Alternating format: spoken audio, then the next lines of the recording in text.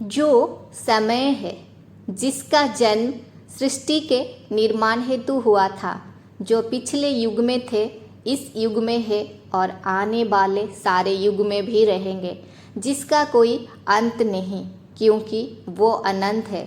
जो है अंतर्यामी, सर्व विद्यमान, जो है जीवन, जो है मृत्यु, जो दुख में पीड़ित नहीं होते, जो सुख में भी प्रभावित नहीं होते, जो रहते हैं दिन की उजालों में, जो रहते हैं रात की अंधकार में, जो है नेत्रहीन की आँख, जो है सूर्य चंद्रमा ग्रह नक्षत्र का अधिपति, जो रहते हैं जग की हर कोने में, जिसको आग छू नहीं सकता, जिसको हवा झुका नहीं सकता, जो असंपूर्ण होकर भी संपूर्ण है, वो है जगत के नाथ प्रभु श्री जगन्नाथ। ओडिशा के पवित्र श्री क्षेत्र धामपुरी प्रभु जगन्नाथ के लिए सारा विश्व में प्रसिद्ध है।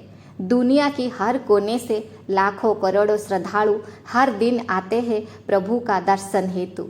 दोस्तों, क्या आपको पता है पुरी में प्रभु जगन्नाथ का पूजा कब और कैसे शुरू हुआ था? इसके पीछे कहानी क्या थी? क्या है ब्रह्म पदार्थ जो प्रभु जगन्नाथ को जीवित रखता है? चलो आज हम सुनते हैं, जानते हैं प्रभु का ये रहस्य।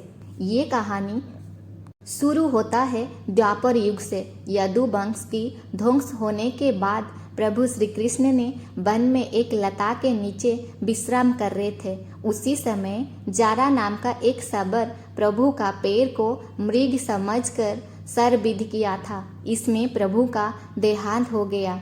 शबर ने प्रभु का मृत शरीर को आग में जला दी। सारा शरीर जल गया, लेकिन उनको जो दिल था वो नहीं जला। आधा जला हुआ शरीर को समुद्र पे विसर्जन कर दिया। समय के चक्र में वो शरीर एक मूर्ति में परिवर्तन हो गया। वो शबर दूसरा जन्म लिया, जो कि शबर कुल का मुखिया था, विश्वावसु के नाम पे प्रसिद्ध था। वो भगवान विष्णु का एक परम भक्त था। समुद्र की तट से उसको एक मूर्ति मिला। विश्वावसु वो मूर्ति को एक गुप्त गुफा में रखकर पूजा कर रहा था, जो कि नीलमाधव की नाम से प्रसिद्ध है। इधर से शुरू होता है नीलमाधव से प्रभु जगन्नाथ जी का सफर।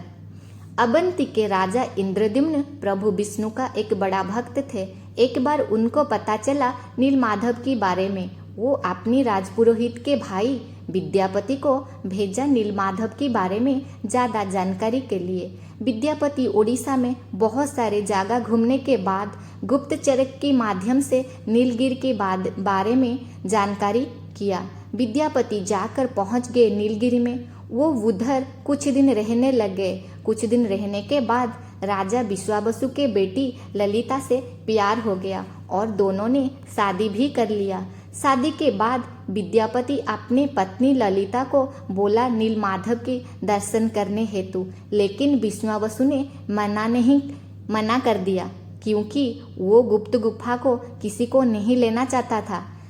अपनी कन्या अपनी बेटी के हट के आगे विश्वावसु ने हाँ बोल दिया, एक शर्त पे। जब विद्यापति वो गुप्त गुफा में जाएंगे, उनके आँख में पट्टी बांध दिया जाएगा। जब दर्शन करेंगे उसी समय वही पट्टी को खोल दिया जाएगा। विद्यापति बहुत चतुर थे, इसीलिए वो अपने साथ कुछ सरसों का दाना ले गए और जाने के रास्ते पर सरसों डालते चले गए। जब वो जाकर वो गुप्त गुफा में पहुँचे और प्रभु नीलमाधव का दिव्य रूप का दर्शन किया, वो आश्चर्यचकित हो गए और विमोहित हो गए। ये बात राजा इंद्रद्युम्न को बताने के लिए वो अवंती लौट गए। ये बात जानने के बाद राजा इंद्रद्युम्न ने और ज़्यादा देर तक इंतजार नहीं कर पाया।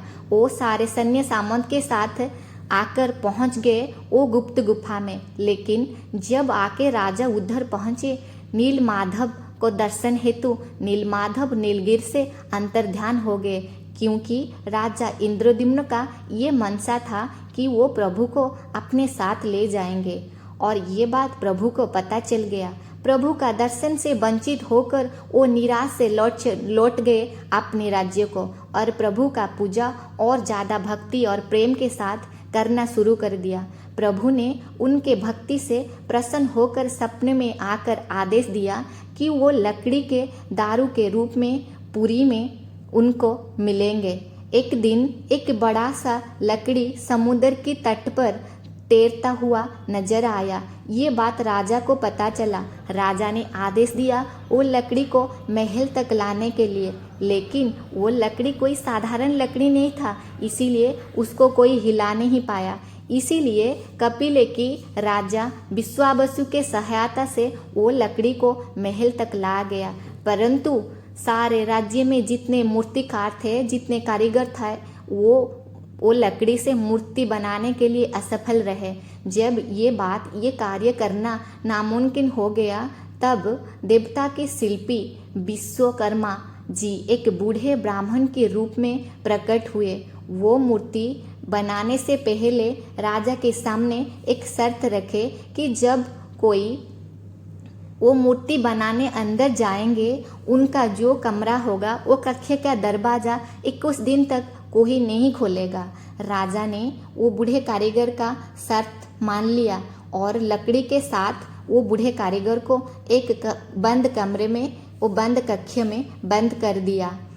हर दिन रानी गुंडीचा राजा इंद्रद्युम्न के साथ आकर कक्ष के बाहर प्रतीक्षा कर रही थी, और जब वो बूढ़े कारीगर का हाथौड़ा का आवाज़ नहीं सुनती थी तब तक वो नहीं जाती थी। जब उस रानी को कुछ आवाज़ सुनाई देता था वो बूढ़े कारीगर का, तो वो निश्चित होकर लौट जाती थी। लेकिन एक दिन राजा और रानी दोनों बहुत समय प्रतीक्षा करने के बाद उनको कुछ भी आवाज़ सुनाई नहीं दिया, तो रानी ने चिंतित हो गए और राजा के सामने हट करने लगे कि वो कक्ष खोलने के लिए।